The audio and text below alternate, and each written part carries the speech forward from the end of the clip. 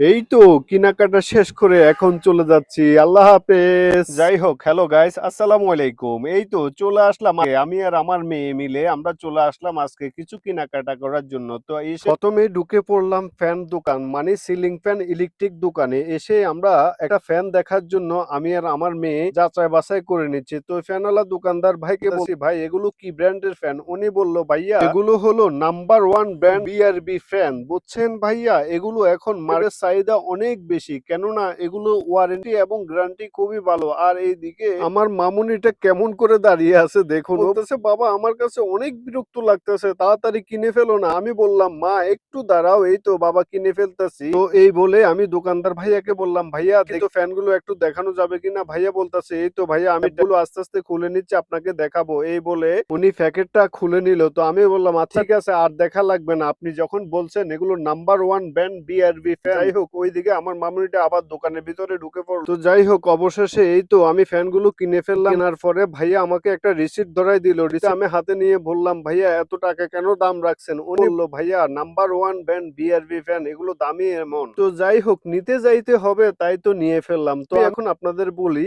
কেন আমি ফ্যান কিনতে আসি। হঠাৎ করে আমার বাসার মধ্যে দুটো ফ্যানই একসাথে নষ্ট হয়ে গেল। ভাগ্য খারাপ হলে যাই হয় আর কি। আর এইদিকে গরমের তাপমাত্রা বেড়ে গেছে, তাই বাধ্য হয়ে কি আর করব, আমার মামুনিটাকে নিয়ে চলে আসলাম ফ্যান কেনার জন্য। তো কেনাকাটা শেষ করে এখন শেষ পর্যায়ে আমি বললাম, ভাইয়া ফ্যানের যে ফাঁকাগুলো আছে ওই ফাঁকাগুলো একটু দেখান তো। উনি বলল, আচ্ছা ঠিক আছে ভাইয়া, এই নেন, আপনি একটু দেখে নেন। তো আমি এই ফিট ওই ফিট করে একটু দেখে নিচ্ছি। আর এদিকে ভাবলাম আমি একা দেখলে হবে না, আপনাদের আফুকেও এক দেখাইনি, কেননা আপনাদের আফু তো সারাক্ষণে বাসায় থাকে, তাই ফ্যানগুলো তো বাসায় ঝুলে। তো ওর পছন্দ হলো আমার পছন্দ। যাই হোক, দেখা দেখি শেষ করে এদিকে আমার মামুনি বলতেছে, বাবা আমার অনেক পছন্দ, এই যে আমি একটা সুমা দিয়ে দিলাম, তো তাড়াতাড়ি নিয়ে নাও না। আমি বললাম, এই তো মা আমরা নিয়ে নিচ্ছি, রিসিটও কেটে ফেলছি, আর শুধু বাকি রইলো টাকা। তো টাকা দেওয়ার জন্য আমি আমার মামাকে বললাম, মা তুমি টাকাগুলো দিয়ে দাও। ও বলল, বাবা আমি কোত্থেকে টাকা নিব? এই বলে আপনাদের আফু থেকে টাকাগুলো নিলাম, নিয়ে এখন আমি আস্তে আস্তে গুনে দোকানদার ভাইকে দিব, তার আগে ভালো করে টাকাগুলো গুনে নিচ্ছি। ওমা, গুনে দেখি যে অনেক বেশি টাকা। তো তাই তো আমি আপনাদের আফুকে আবার রিটার্ন ব্যাক করলাম। দোকানদার ভাইয়াকে বললাম, ভাইয়া স্লিপটা দেখেন তো কত টাকা আসছে। তো উনি বলল, ভাইয়া এই তো অনেক টাকা আসছে, টাকাগুলো ফেড করেন। তো আমি ম্যানেজার সাহেবকে স্লিপটা দিয়ে বললাম, ভাইয়া কিছু টাকা কম রাখেন না। উনি বলল, না ভাইয়া এগুলো কম রাখা যাবে না, কেননা এগুলো হলো ফিক্স প্রাইস। তো আমি বললাম, ভাইয়া তো আপনি কিছু বেশি রাখেন। উনি বলল, আপনি যদি দেন তাহলে আমি রাখতে পারি। দেখছেন কি নিষ্ঠুর, আমার থেকে বেশি নিবে,